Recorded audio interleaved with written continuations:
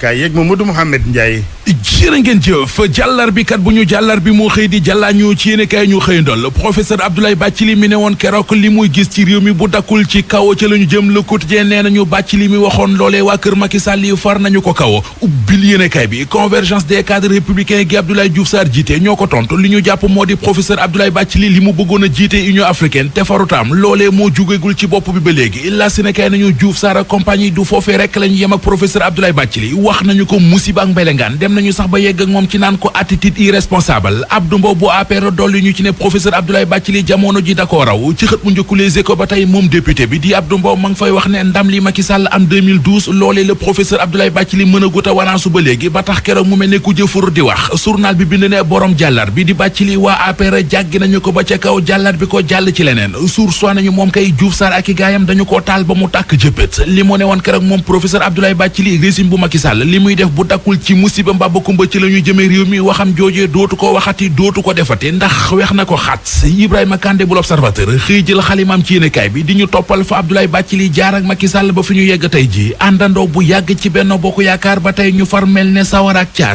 jaas mu ndaw di Barthélémy Dias tàkkati na ci kaw gaay yi likuti jën ñu gile yoon ay roketam la yor tiim gaay yi di leen ko joor ne démb ba muy janoo ak taskatu xabaar yi fa la siiwalee moom Barthélémy Dias ne sampunam dëndam ca mairie bu Ndakaaru candidat la cay doon jaaju na ci dogu na ci teyit gisul lu ko ca mën a jële wax na it ne li mu gis ci réew mi di opposition bu tax ñuy wax soxlawul ay dajey ëngëmlu ak di réunion yu dul jeex dañuy tardel seen bopp tardel ñi ànd ak ñoom moom maire bu Mermoz Sacré-Cœur di Barthélémy Dias La Tribune bind na ne démb bu muy wax bàyyilul Macky Sall dara akub résimam rawatina ci ni ñu bëgg a séddalee Ndakaaru mu di découpage administratif bu yees bi ñuy nas baxte ne loolee du dara lu dul agression njuuj njaaj ak ñàkk gëm yàlla ndax Macky Sall ak gaayam xam nañu ne bu dee ñoom ak ñoom rek mënuñoo gañe maire bu Ndakaaru ñu ne xaaral ñu dugali tappale mu ne kenn mënutoon a xalaat ne danañu dem ci réew mi ba yegg ci jëfi ñàkk fayda yi Sud Quotidien ñu ci fullaak fayda Barthélémy génnee na dëndam di xuuxalaate nee na candidat la ngir doon maire de Dakar ci élection locale yu déwén yi te gisul ku cay man dara nee na li mu gis ci réew mi moom Barthélémy Dias jàppul ne opposition bu tax ñuy wax la ñu wax ci li journal Libération tuddee saafara su jur jàngoro mu di Sen'Eau yéenekaay bi nee nañu Sen'Eau bu ñu waxul ci moom yow mal xiyaam fa la jëmee askanu Sénégal scandale ak déception mooy société Sen'Eau ci réew mi gestion service public production ak distribution ndox mi ñu ko sant defu ci dara lu baax dem na ba léegi ci réew mi am ndox mu mat te baax luxe la ci quartier yu bari li ñu ne woon ni dañuy jël ci capital bu Sen'Eau 20% féetale ko privé national bi jël 11% féetale ko liggéeykat yi loolee lépp yéenekaay bi nee nañu dara ci amul waxi kese la investissement yu rëy yi ñu digg woon ci réew mi journal bi gis na ne investissement bu tax ñu mën a wax amagu fi te nag li ñu mën a wax ak li ñu war a wax ci Sen'Eau du loolee rek ne bari na ci liggéeykat yi Sen'Eau yi ñoo xam ne dañoo frustré wu amee ñëgg-ñëggi xol te kenn teggu leen ko kudul Jani Arnal di ndaw si jiite Sen'Eau seeni gët ci l'Observateur ñu xooli fa xibaar bu yéeme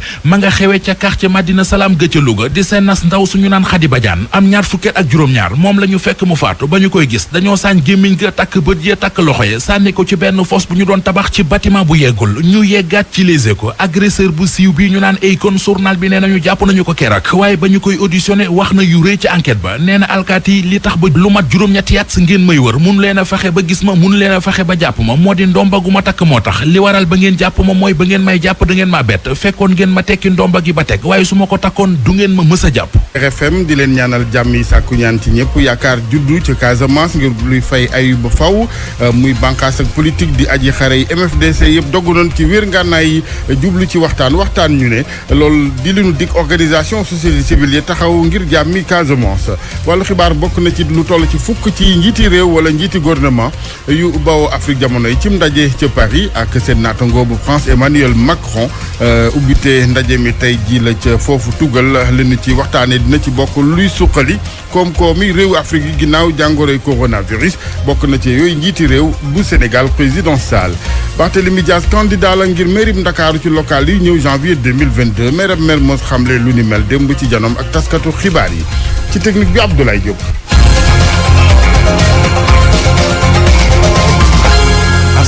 ñu tàmbalee xibaar ak yaakaar gi juddu ca diwaanu Casamance ngir jàmm ci lu sax ginnaaw bi nga xamante ni muy bànqaasi politique di aji xare yi MFDC yëpp dogg nañu ci wér ngànnaay yi ngir yi waxtaan loolee di engagement ñu jël ginnaaw lëb ñett ci fan seen digg ak organisation société civile yi taxaw ngir jàmmi Casamance Lamine Ba. ay jéego yu am solo teg nañ ko mu jëm ci wàllu wutum jàmm ji fii ci Casamance ndaxte MFDC nangu na tegee boor li di ngànnaay yi ngir gën a waxtaan ak nguur gi mu jëm ci wàllu wutum jàmm joojee kaddu yooyu nag ñoo ngi koy yëkkati ginnaaw ñaari fan nga xam ne def nañ ko waxtaan ci seen biir fa nga xam ne nag moo di Cap Skirring waa COSPAC ànd ceeg ñoom seeni baaj yi moom moo yore jokkoo bi ci biir cadre de concertation des ailes politiques indépendantes bu MFDC. ñun dañu engagé ñu xam ne xeex gànnaay du solution te bëgg nañu ñi déglu ñu ne xeex gànnaay du solution dañu gëm ne lépp dafa nar a yem ci table de négociation. kuréel bi nga xam ne moo ëmb organisation de la société civile yu soobu ci wutum jàmm ci fii ci Casamance li ñu bëgg mooy nguur gi bàyyi xel li nga xam ne MFDC teg na ko jamono ji mu jëm ci wàllu jéego ngir wutum jàmm jooje mën a yomb Henri Ndeki moom moo jiite COSPAC. li ma mën a wax tey adressé ko au président de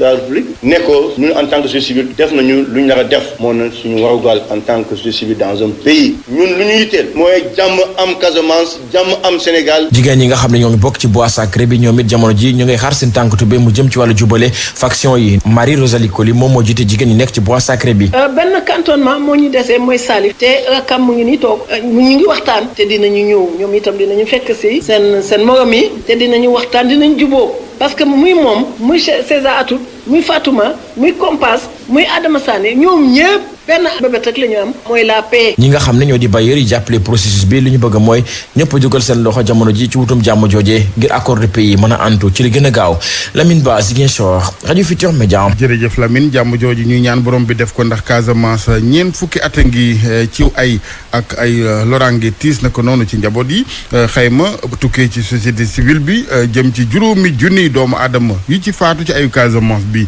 40 ans ak léegi juróom-ñetti téeméer ñu loru ci wàllu miin yi waaye fukk ak juróomi junni yeneen yu ñu toxale seen i dëkkuwaay dañu ciy teewlu Henri Ndeki bu société civile bi mooy coordonnateur ba ñu déglu ko Lamine Ba. 40 ans de conflit. ñeenti fukki at yi nga xam ne nag ñoo ngi ci xeex woo doy na sëkk juróomi junni doomu aadama yi nga xam ne seen i bakkan rot na ci doy na sëkk juróom-ñetti téeméer yi nga xam ne loru nañ ci ndel yi loolu tamit bëggatuñ ko dégg lu weesu loolee fukk ak juróom benn junni doomu aadama yi nga xam ne doon nañu ay daw la ku jóge seen diwaan yi dem feneen loolu tamit nekkul li nga xam ne dañ koy rafetlu ci fitna bi nga xam ne amoon na ci bër saalum réew mi tey nag li nga xam ne bëgg nañ ko wax nguur gi mooy ñun li ñu waroon def nañ ko xalal nañ leen yoon bi ñoom ak ñi nga xam ne ñu di waa mouvement des forces démocratiques bu Casamance li des kay mooy ñoom ñëpp ñu fexe ba seeni mbébét ñu jëmmal ko ngir jàmm ji mën a dellu si fii ci Casamance ñëpp benn soxla la ñu am mooy fexe ba Casamance amaat jàmm ju mat sëkk ndaw ñi mën a amee xëy li nga xam ne moo di koom mi dooraat bu baax a baax ndaxte loolu mooy li nga xam ne moom la ñu xam fii ci bër saalum réew mi. développement socio-économique pour les jeunes. ñu dem ba Paris ca France ak ubbite ndaje mu soxal njiiti Afrique yi ak it njiital France foofee la ca gën a fës bokk na ci luy suqali koomi Afrique yi ginnaaw coronavirus gi bokk na ci yooyu njiiti réew président Macky Sall bu Sénégal ni ñu ko waxee di am yaakaar ci moomeem ndaje ak suqaliku ñeel réew Afrique yi Oxfam International la mu ca bëgg moom bokk na ca lu jëm ci wàllu boorab Afrique bi ak tuxal ba beneen ngir pay gi ba 2023 waaye économiste bi di Djiris Seck spécialiste finance internationale bi Moustapha Sow ñoom seen yaakaar xawut demee ni ci la war a mën a tukkee ci moomeem ndaje ca Paris Makumba Bey. coowul bor bi réew Afrique yi amee ak ni mu naqaree lijjanti tey jii dinañu ko waxtaane waat ci France waaye lu jaaxal Moustapha Sow la moom dafa màcc ci finance internationale doon président directeur général SF Capital. affaire bor boobu nga xam ne dañ koo jël ŋànkalee ko Afrique maanaam Afrique moo ci gën a néewle lim ci représenté du dara ndax tey soo seetloo li nga xam ne Afrique ameel na ko adduna bi mi ngi toll ci 800 milliards de dollars li nga xam ne adduna bi li des ci Afrique ameel nañ ko nit ñi ameel nañ ko adduna bi li des mi ngi toll ci 289 000 milliards de dollars donc li tax nag ñu war a mën a jël débat bi jàppee ko mel ne comme Afrique rek moo am problème alors que ñeneen ñi nga xam ne ñoom ñooy woote lii problème bi ñu am moo gën a rëy fuuf problème bi nga xam ne am nañu ko jàpp naa ne diversion la. loolu yëpp nag terewul Louis Nicolas Jandot xam-xamam màcc ci wàllu dette ak nan la ñuy financer pays yi nga xamante ne nii dañoo néew doole nekk ca Oxfam France moom sax la ñu sant sommet bii mu topp ko nee na bor réewi Afrique yi fokk ñu wéy di ko waxtaane ndax sonal na leen lool ba noppi itam ñu dàq app bi ñu waroon a fay. Oxfam ne demande pas simplement. Oxfam day laaj ñu dakkal ci lu takku bor bi nga xam ne nii dañ koy fay ñu dakkal ko ba 2023 bëgg na itam ñu yokk ndimbal gi jóge ci bitim réew di ko jagleel réew yu néew doole yi balaa mbas mi ñeenti fukk ak juróom-benn ci ay réew ñoom liñ doon fay ci bor ëpp na ñeenti yoon soo xoolee li nga xam ne ni moom la ñuy dugal ci wàllu wér-gi-yaram. dramatique et désastreuse. Djiris Seck moom mooy directeur CREPOL centre de recherche en économie politique moom nee na buñ faase woon bor bi itam ëllëg ëllëg danañu dabaat moo tax mu jàpp ni ci yeneen i fànn lañu war a xool nun fay suqalikoo ba dem abadan. saa yu ñu amee jafe-jafe bor ba ñu wàññi ko wala ñu baal ñu ko bu ñu toogee ay at dina ñëwaat ndax lii indi bor yi moo dul jóge fii te li indi bor yi bu fi desee ba léegi bor yi dañu ñëwaat. lan la xam nga bu fekkee ni dañu war a liggéey jël xaalis dugal ko ci investissement pour investissement bi jur loo xam ne dinañ ci mën a tabax te loolu doyul duñu mën a sori bu ñu amee it ñoo xam ne dañoo war a jàng wala am xam-xam comme ça gën a jëriñ seen réew te loolu doyul duñu mën a sori saa yu ñu amee jafe-jafe rek duñu xam ne ñuy def ñu naan xaar ñoom law yi faj ko waaye buñ ko fajee ba pare wala même buñ ko faj bor bi moom daf fi def loolu moo tax mënuñu faj bor bi te faj yi nga xam ne moo koy indi. jàngoro ji nag gaañ na Afrique bu baax a baax ndax ni ci seenum koom delloo ginnaaw musul am fanweeri million ngi nit daanu nañ ci ndóol goo xamante ne nii jëleeti leen ci dana gën a jafe fukki réew ak juróom-ñaar dugg nañ ci li ñuy wax détresse su det maanaam yegg ci foo xamante ne nii am tiit am na ci bor bi ndax sax da nga ko mën a tee fayam déet. jërëjëf Makumba RFM juróom-ñetti waxtu tegal juróom-ñetti minutes. RFM rajo askan wi. talaata tey jii am njàng du am ca Dukaar loole kuréel gëfa taxaw ngir di sàkku ñu baax ñenu fa teewoon ci jàppante seen digg ci takk der dimanche junni génn ñoo ko dogal njàng du fa am lanu bëgg it ci beneen wàll mooy société immobilière bi di Picok di sàkku fa ñoom juróom-ñaar fukk ak ñaari hectares jóge fa dañu ci ànd ak seen porte parole boobu comité Abdoulaye Wade dañu teewlu kook Abdou Diouf Diagne. bi ñu ñëwee dugg jàpp ay nit jàpp nañu n'est-ce pas fanweer ak ñeenti nit yooyu qu'est-ce qui s'est passé bàyyi nañu fukk ak ñaar donc mu des fa ñaar fukk ak ñaar yooyu nag ñoom pare wuñu pour bàyyi leen dañ leen jël tas leen ci ay brigades yu bëri ñi yóbbu leen ba Sangalkam ñi ñu yóbbu leen ba zone franche ñi ñu yóbbu leen ba Sébikotane benn lañ bàyyi Diamniadio te ñun ñu bokk ci commune de Diamniadio loolu c'est pour que rek ñu bañ a am accès pour waxtaan pour négocier ñu ne comme ñoom bàyyiwuñu suñu ñoñ ñi ñu jàpp Dougar amul école donc journée noire la benn xale du jàngi Dougar délégué yaa ngi nii sama ginnaaw ak waa Serat ñoom ñoo ko décidé donc su ko defee population Dougar yëpp dina leen informer ñu xamal leen Dougar ñun ci naqar la ñu nekk te dañu bëgg ñan ñu jàpp ci loo xam ne teguwul fenn ñu bàyyi leen ba pare Picok bi ne papier yu baax la am ñun yor nañu suñu papier na dem à la table des négociations bu ñu fa demee mu génnee ñun ñu génnee mu wan ñu lan moo ko jox fii te ñu ngi artu ñëpp construction yi maanaam tabax yañ fay tabax nañu ko arrêté ba nit ñi waxtaan mais en tant que ñoom ñu ngi continuer ñun dinañu gën a xeex donc xeex bi jeexagul ñun dañu ne nañu arrêté liggéey bi nit ñi waxtaan bu ñu ko arrêté wulee nañu préparer ñun dañuy continuer di xeex donc loolu la waa Dougar wax. élection gox-goxaani janvier 2022 Barthélémy Dias samp na ndëndëm ngir doon ca mbër ci toogu maire Ndakaaru moom maire Mermoz Sacré-Cœur démb la ko xamle ci waxtaan diggam ak taskatu xibaar yi mu ne ba mu jibale lu ni mel ne dogal ba tey nag dañoo yebal lu ci mel ni mission audit ca maireem ca Mermoz waaye dara du ko wàññikuloo ci yoon boobee mu jël ngir dem jël toogub Ndakaaru ba bés di baax. Je serai candidat à la mairie de Dakar. Barthélémy Dias ca nañ ko xamee ca kaddu gu dëgër ak xuppate di wax ne candidature am ci mairie bu Ndakaaru kenn mënu ko xaaj du pouvoir politique wala kuréel yi saytu yorin ci biir réew mi ba tax na sax nee na Cour des comptes mi ngi koy ñaanal mu ñëw ci mairie wam ngir xool nu mu ko yore. Il faut qu'on se comprenne. ay ñu ne suba mooy élection. sa morom yëpp ñoom ñu ngi campagne ci réew mi. yow mënoo dem campagne yi ñu ne dañ laa woo cour d'appel. mën naan kenn dama yëpp. bu ci tegu. maa ngi dalal bu baax a baax waa Cour des comptes commune de Mermoz Sacré-Cœur parce que ñoom waa Cour des comptes seen liggéey la ñuy liggéey wante lu ma ci ñaawlu rek mooy dañu bàyyi ba suma mandat bi jeex ba may waaj a ñëw di liggéey leneen ñu ne dañuy ñëw audité wante dama bëgg a wax ci leer yaa leen xam Cour d'appel yaa leen xam Cour des comptes yaa leen xam ban cour ngeen di woo man Barthélémy Dias ak ñu ma àndal dinañ candidat mairie de Dakar. maire Mermoz Sacré-Cœur ànd ak bu Grand Yoff ak bu Point E ak ñenn ci ay militants wam muy expliquer ne mairie xaj nañ ko lu mu ëpp 600 millions de francs lu jógee ci taxe ordure ménagère ak foncier bâti ci ab loi boo xam ne ci 2019 lañ ko jël. te loolu état bi joxoon nañu ko 2017 2018 2019.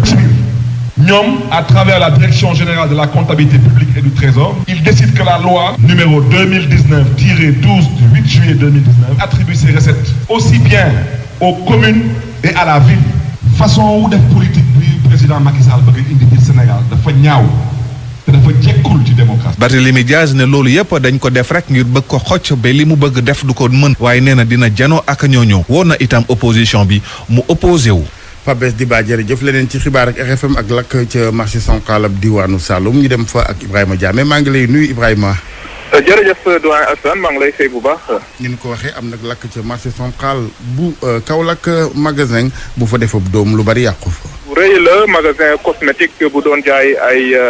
parfum ak ay cuuraay moo lakk ba jeex takk laalaale itam ay quelques places yoo xamante ne ay place su tailleur lañu ñu ngi lakk ba jeex takk fi nga xamante ne moom moo di marché central janook rue bi ñuy duppee caniveau de Gaulle. lakk bi nag mu ngi am depuis 0h depuis minuit kon la commencé sànq rek la ñii di sapeur pompier yi fay nañ ko fi mu toll nii waaye daal gis nañ ne dara desul ci magasin bi nga xamante ne lakk na ba jeex takk premier étage lakk na ci suuf lakk na magasin quelques 3 magasins yi cantines yi nga xamante ne jégoon nañ ko lakk nañ tamit ay cantine tailleur waaye nag dañuy jàpp ne sapeur pompier yi def nañ liggéey bu am solo ndax éviter nañ propagation lii di lakk bi def nañ lépp ba daal affaire bi propagé wul ci biir marché bi donc Ibrahima xamaguñu lu waral lakk gi. non xamaguñ ko fi mu toll nii xamaguñ ko xam naa police teew na dina def l'enquête rek pour xool exactement lan moo waral lakk bi ñu jàpp ne daal El Hadj Assane chaque année il faut que ñu constater lakk boo xamante ne def na ay njombe yu bëree bëri ci biir marché bi loolu nag doy na waar trop daanaka at bu jot daal danañ gis lakk yu doy waar ci marché central bu Kaolack. dina indiwaat ci table ji waxtaanu solo yi am lu mel ni ay extincteur ak it ay gardien yu doy yoo xamante ni ñooy doon premier secours yi laata sapeur yi yegsi. waaye n'est-ce pas. donc. Ibrahima. oui par rapport ak configuration marché yi laay wax ni. mënoo jël marché def fa autant de millions te du am le minimum vraiment de ay jumtukaay laata sapeur di yegsi. effectivement sapeur pompier bi sax bi ñu doon jël sànq souligné na ko ndax da ngay gis ne bu lakk amee dañuy ñëw waaye pour ñu am accès ci fi nga xamante ne moom mooy lakk. c'est tout un tas de problème laataa ñuy faufilé wu bay yegg fi nga xamante ne moom mooy lakk pour fay ko c'est tout un problème. donc loolu tamit war nañ ko xoolaat bu baax a baax. li nga xamante ne tamit dañ koy faral di wax mooy branchement yi parce que. boo seetloo Assane fi nga xamante ne moom moo lakk gis nañ ay fil yu imbriqué wu yoo xamante ne kenn xamul bi fu mu jógee ba fan la duggee ba fan la génnee donc loolu tamit c'est un problème boo xamante ne war nañ ko xoolaat ci li dem ci wàllu branchement yi parce que lakk yi boo gisee li ñuy def ci ay dégâts ay centaines de millions boo seetee magasin bi nga xamante ne daanaka nee nañ moom mooy magasin bi ëpp ci marché bi en terme de produits cosmétiques moom moo doon distribuer yeneen magasin cantine yi nga xamante ne ñoom ñooy jaay produits cosmétiques yi donc boo ko xaymaa fi mu toll nii ay téeméeri millions dem nañ fi ci en un laps de temps boo xamante ne li koy waral yenn saay war nañ ko mën a éviter taxaw ci bu baax a baax mais à chaque fois ñu ci ñëw ci ay lakk yoo xamante ne chaque année ñu gis ko muy def ay dégâts yoo xamante ne c'est inestimable vraiment nguur gi war na ci taxaw def en tout cas un diagnostic sans complaisance boo xamante ne war nañ ci mën a andi solution définitivement. am na solo jërëjëf Ibrahima Diamé ñu dem diwaanu Louga ca Njàmbur aw tiis foofee it soxna su wees ñaar fukk ci at suñu fekk ab néewam ci foos ca HLM Bagdad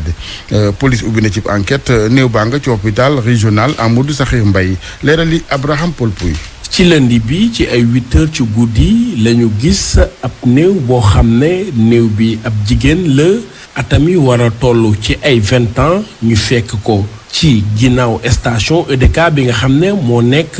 ci route nationale bi nga xam ne moo jëm ci région bu Saint-Louis moom mi nga xam ne dafa génn àdduna nag ñoo ngi ko fekk ñu takk loxo yi bët yi ñu muur ko ab morceau tissu gémmiñ gi sax ñu takk ko ab morceau tissu tamit information yi nga xam ne jot nañ koo am nag ñoo ngi ñuy xamal ne ku jigéen ki nga xam ne moo génn àdduna moom quartier Santhiaba centre la dëkkoon te depuis samedi bi ñu génn nag ay mbokkam ñoo ngi ko doon wër nag dafa réeroon lundi bi nag la ay nit gis ko ci ab tabax yoo xam ne ñoo ngi nekk ci ginnaaw station EDK bu route nationale bi gendarmerie ñu informer leen ñu ñëw ñu woo sapeur pompier ñëw daal di yóbbu néew bi ci hôpital régional Amadou Sakhir Mbaye bu Louga ay constat ñu def ko nag police jamono ji daal di ubbi l'enquête ngir xam lan moo waral faatu soxna Sile mu nekkoon Abraham Paul Pouy Louga rajo Futur Média.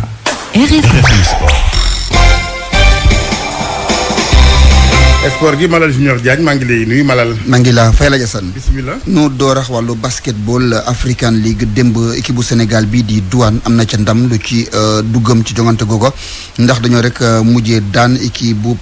Algérie bi nga xam ne mooy équipe gendarmerie ba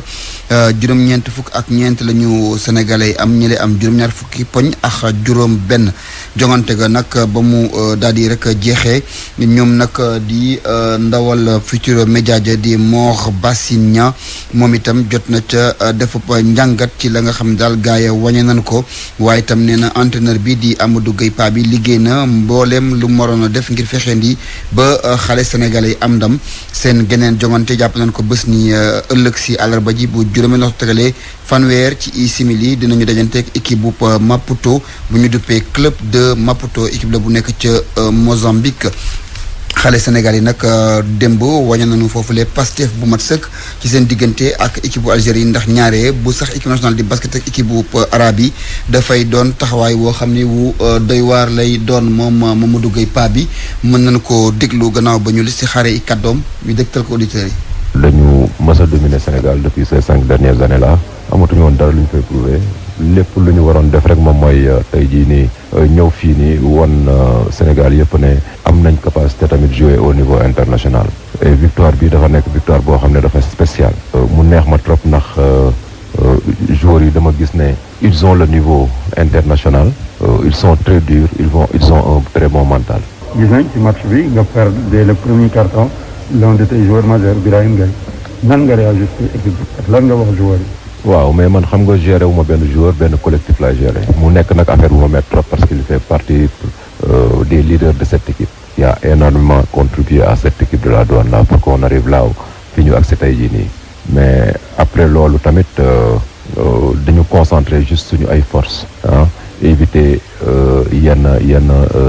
d'aller dans l'imprévu comme ni ñu koy waxee di jël ay décisions yoo xam ne kenn xamul lu mu doon concentré wu vraiment suñu basket gën a dëgëral suñu ay tànk en défense pour gagner score bi ñu gagner tey. ñu jëm ci wàllu bisu soccer bi ñoom jotos nañu amal jongante xarito ngir waajal jëm ci Coupe d'Afrique bu war a xewee ca Mbour dañoo daal di rek noggatu démb les Seychelles juróom-ñetti bal si dara lañ leen daal di dóor Ndeye Mour Sembène mënoo ndëxëñal la xale yi def foofa ca seen jongante xarito boobu ci Toob Jalaaw.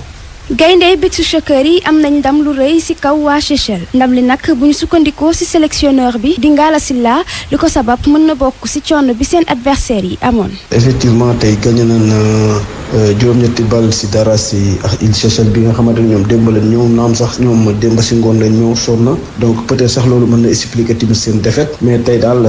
amoon na ndam seen kaw ndam lu yaatu sax encaissé yu benn bii am na ay choses nag yoo xamante ne ñun sunu côté war nañ ko améliorer. match bi tax na ñoom gaynde yi gën a wóolu seen bopp waaye teewul ñu jël seen bépp matukaay loolee Ngala Sylla di sélectionneur bi moo ñu ko xamle. genre équipe yi boo leen jëlee ak tout le respect sax bi am ci ñoom day installé boo leen gagné ndam yu mel nii day am benn confiance bu muy def ci joueurs yi parce que compétition boo ci dem dafa laaj psychologiquement sur le plan mental xale yi mën a pare donc ci loolu nag moo taxoon ñu jël match bi aussi am na ay séance tactique yoo xam doon nañ ko def bëggoon nañ ko appliquer tey gis nañ ne xale yi am na ñu ci appliqué am na ñu ci appliqué wul. moom gardien bi mi ngi ci yokku ni jamono ji ambiance bu neex la ñuy dund ci seen biir. anciens yi ak nouveau yi doo xam kuy ancien doo xam kuy nouveau ñëpp a ngi jàppalante parce que dafa am benn objectif bu ñu fixé mooy être champion d'Afrique te xam nañ ne du yomb parce que organiser fii Coupe d'Afrique gagné ko du yomb. gayndey Sénégal yi wane nañ seen xarañteef ci kaw réew mi di Seychelles waaye beneen jongante mu leen di xaar àllarba bi ñu dëgmal. nu daal di wax ni nag Sénégal moom ci poule A la bokk RD Congo Ouganda ak Tanzanie laa dajanteel. ñu ci bésub tey ji sax nag waa confédération africaine dinañu dikk fii ci réew mi ngir seet jongante yi foofu na ko war a amalee ndax lépp yemb na ndax ña nga woon di sos foofu la stade boo xam ne mën naa dal junni ci doomu adama waaye dinañu dem ca Thiès ngir seet la ñu santoon waa Sénégal yi mooy nu jag-jagalaat googu la stade ba mën faa amal ay jongante Sénégal ndax noppi na wala noppiwul. ñu jeexal alaaji ak wàllub Scrabble démb la ñu daal di tijji championnat d'Afrique bi ci réew mi muy juróomeel bi bu ñu ko amal ci Afrique fukki réew noo ñëw bokk ci googule jongante bu nu xaymawee suwar yi ñëw bokk ci Scrabble ji toll nañ ci téeméeri ay nit ñoom nag dañuy xëccoo si ñaar fukki médaille ak juróom benn yu nu teg ci li nga xam ne mooy googule jongante alaaji lu ma def li tubaab naan répétition kay joueurs yi kay buñ dul ay nit ñooñu def Scrabble lu ñuy doon non dañuy ñëw jouer ak machine bi voilà juróomi téeméer ci ay nit la ñuy ñëw jouer ak machine parce que Scrabble bi léegi da ngay am jouer ak machine daal dañuy tegal benn machine muy def ay mots ngay def ay mots ku gën a gaaw nga gagné am na beneen sax boo xam tam da ngay toog ma toog ñu teg Scrabble mooy bu njëkk ba boobu lañu nan def mais boobu dañ ko tuddee Scrabble standard léegi nag moom Scrabble professionnel moo tax nit ñi war a jongante ak machine yi bu ñu teewul machine yi ñun ñëpp chômage lañ jëm jërëjëf Malal RFM rajo askan wi.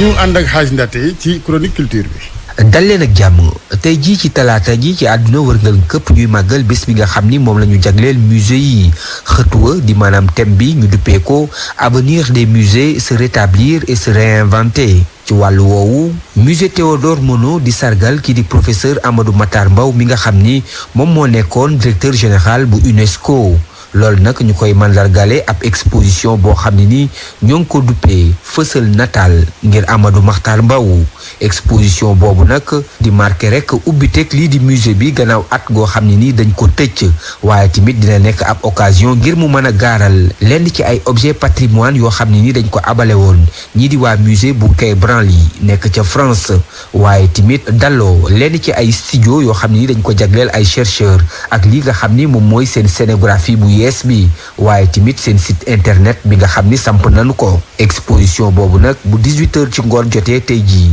lañ koy amal di ko wéyal ba ñaar fukki fan ak benn ci weeru juin gii di ñëw ca Ndar Géej tamit ñoo ngay màggal lii di bés bi moo taxit ñii di waa centre de recherche et de documentation du Sénégal di CRDS ak waa conseil international des musées pour le Sénégal ñoo nga ca waajtaay la loola fexe ba askan wi gën a intéressé wu ci lii di musée ci bés bi nga xam ni moom la ñu jagleel yooyu bërëb Mohamed Nabi Silla ci jamonoy tubaab bi ci lañu taxawloon musée bi ci CRDS ci biir Sindoni mu doon moomeel tey jii bu Sénégal madame Gassama Aminata Sall di responsable musée bu CRDS yokk ci yëngu-yëngu yu ñuy amal ngir màggal bis bi ka àddina bi jagleel 1943 la mais bi mu nekkee physique 1953 la ak Mauritanie ñoo ko bokkoon de Mauritanie jël indépendance am dem yoonam mu jël turu centre de recherche et documentation du Sénégal am saar archéologie am saar histoire du Sénégal histoire politique histoire religieuse histoire tout court du Sénégal. waaye muy xamle ni élèves yi ak seeni professeur ak ay touristes ñoo ëpp li ñu ñëw ci bërëb bi askan wi